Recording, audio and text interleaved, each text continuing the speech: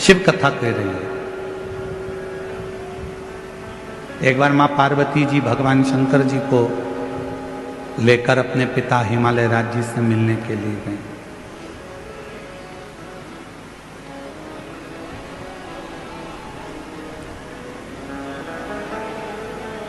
और माता पार्वती जी भगवान शिव को लेकर जब अपने पिता हिमालय राज जी से मिलने के लिए गई तो हिमालय राज कहीं गए हुए थे। हिमालय राज वहां पर थे नहीं। पार्वती जी अपनी मां मीनावती के पास पहुंची और मां मीनावती की गोद में सिर रखकर मां पार्वती जी लेट गई। कुछ देरी हुई और कुछ देरी के बाद हिमालय राज आ गए और हिमालय राज जैसे ही आए तो पार्वती जी उनसे जाकर गले लगे। शिव महापुराण की कथा कहती है बेटा मां को प्रिय होता है और बेटी बाप को प्रिय होती है। बेटी की प्रियता बाप को, बेटे की प्रियता मां को।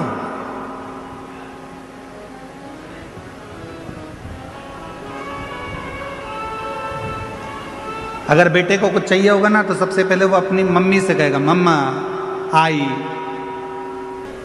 500 रुपए की जरूरत है, आई पापा से कहना दिलाना, भाऊ से बोलना 500 रुपए दे। बेटे को जरूरत होती है तो वो अपनी माँ से कहता है और बेटी को किसी भी चीज की जरूरत होती है सबसे पहले अगर बेटी बोलती है तो अपने पापा से कहती है पापा ऐसी बात है, मुझे पढ़ाई करना है, इस कॉलेज में जाना है, इस स्कूल में जाना है, मुझे ऐसा करना है, मुझे ये कोचिंग करना है, मुझे ये करना है। उसकी प्रियता उसके पिता से।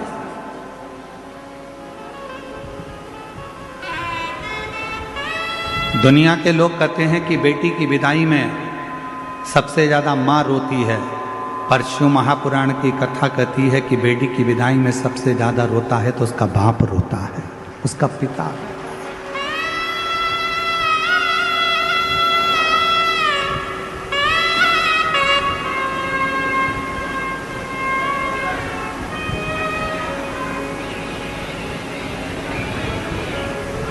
दुनिया का एक दान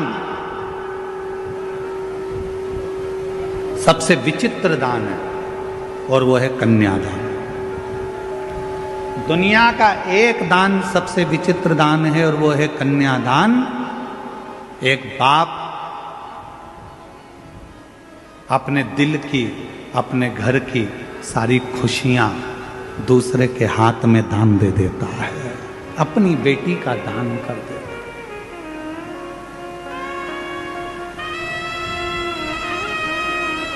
दुनिया का सबसे विचित्र दान है कन्यादान, जिसमें एक पिता अपने घर की सारी खुशी एक दूसरे के हाथ में दे देता है।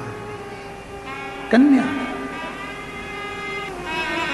दान देने वाले ने तो दे दिया, पर दान लेने वाले ने उसको समझा कि नहीं समझा ये पता नहीं। जितने बैठे हो सकता है हमारी बात का आपको बुरा लग जाए, और लग जाए तो लग जाए, पर शिरडी में कहकर जरूर जाऊंगा। जितने बैठे हो और जितने आस्था चैनल पर कथा श्रवण कर रहे हो, जितने फेसबुक यूट्यूब पर सुन रहे हो, जितने सोशल मीडिया पर कथा सुन रहे हो सकता है हमारी बात का आपको बुरा लग जाए, पर कहूंगा जरूर। देने वाला व्यक्ति देता है और लेने वाला व्यक्ति लेता है। लेने वाले ने लिया, देने वाले ने दिया। देने वाले को मालूम है अगर वो साड़ी दे रहा है तो देने वाले को मालूम है कि साड़ी कितने की आई, 500 की कि 1000 की। उसने उठाई, तुमको दे दी। लेने वाले ने क्या कीमत आकी हो, इकट्ठी ले आया होगा, 200-300 रुपए की होगी। बोलो बोलो सही है कि गलत है? देने वाले ने कीमत बाजार से लाया देने वाला, और कीमत आंक कर देने वाला जब लेकर आया उस साड़ी को, उस वस्त्र को, उस आभूषण को, उस बर्तन को, उस रकम को, उस सामान को, उसने उसको देना था तो वो लेकर आया, तो उसके पास कीमत की थी। जिसने ली उसने कीमत नहीं आकी, उसने कीमत नहीं देखी। जिसने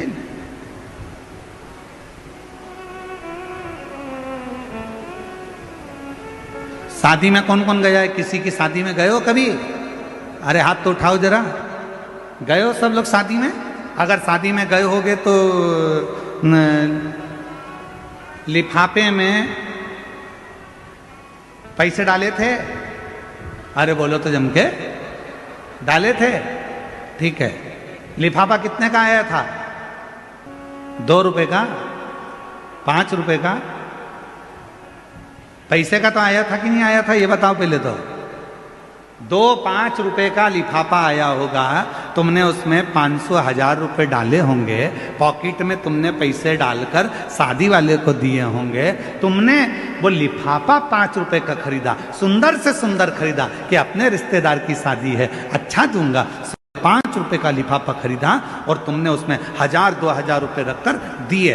अब लेने वाले ने तो केवल अंदर से जो 1100 रुपए थे, 500 रुपए थे, वो निकाले और उस लिफाफे को उठाकर फेंक दिया। उसने उसकी कीमत समझी क्या? उसने उसकी कीमत जानी क्या? देने वाले को मालूम है कि कीमत कितनी है, पर लेने वाला कभी कीमत नहीं जान पाता कि उसको तो लगता है हाओ। तो शिव पुराण की कथा कहती है दुनिया में सबसे बड़ा विचित्र दान है कन्यादान। एक बाप, एक घर का व्यक्ति अपने घर की सारी खुशियों को, पूरी खुशियों को किसी दूसरे के हाथ में दे देता है। अब लेने वाले के ऊपर निर्भर करता है कि वो कीमत क्या जाने कि एक बाप ने अपनी पूरी खुशियां दे दी, तो तू उसको समझेगा कि नहीं समझेगा। एक लड़की को लेकर जा रहा है, धर्म पत्नी बनाकर लेकर जा रहा है, उसकी कीमत को तू समझेगा कि नहीं समझेगा, ये तेरे ऊपर निर्भर करता है, ये तेरे ऊपर निर्भर।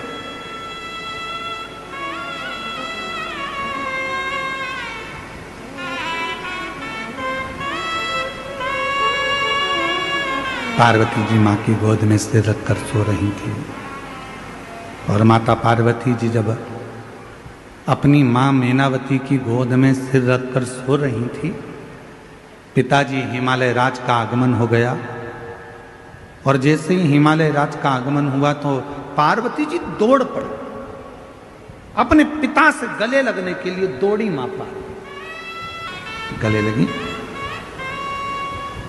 पिताजी ने पूछा पार्वती जी से कि तू बहुत दिनों के बाद आई है बेटी, क्या बात है, कैसे आना हुआ, क्यों आई हो, कैसे आई हो? दुनिया में केवल एक बेटी ऐसी होती है जो अपने बाप के चेहरे को देखकर पहचान जाती है कि पापा को तकलीफ क्या है। दुनिया में केवल एक बेटी ऐसी होती है जो अपने पापा के, अपने भाऊ के, अपने पिता के चेहरे को देखकर पहचान जाती है, अपने पिता के चेहरे को देखकर पहचान जाती है कि पिता को दुख क्या है, तकलीफ क्या है, कष्ट क्या है।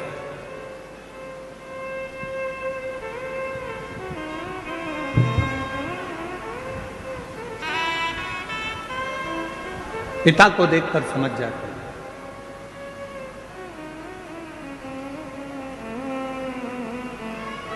एक बेटी का और बाप का संबंध ही ऐसा होता है। बेटी बाप का चेहरा देखकर पहचान जाती है कि पापा को तकलीफ क्या है, और बाप फोन पर भी अगर बात करेगा ना बेटी से तो समझ जाएगा कि मेरी बेटी को तकलीफ क्या है। ये संबंध है, एक पिता का और पुत्री का संबंध है, एक बाप और बेटी का संबंध है। समझ जाए। बस जैसे एक पिता अपनी बेटी के मुख से शब्द सुनकर समझ जाता है कि इसको तकलीफ क्या है, एक बेटी अपने बाप का चेहरा देखकर समझ जाती है कि तकलीफ क्या है। उसी तरह जब तुम एक लोटा जल लेकर देवाधिदेव महादेव को चढ़ाने के लिए जाते हो, तुम मंदिर की सीढ़ी चढ़ते ही हो, उतनी देर में शंकर भगवान समझ जाते हैं कि मेरी बेटी का दुख क्या है, तकलीफ क्या है, कष्ट क्या है, मेरे बेटे को तकलीफ क्या है, मेरे पुत्र को तकलीफ क्या है, मेरी बेटी को तकलीफ क्या है, वो समझ जाए।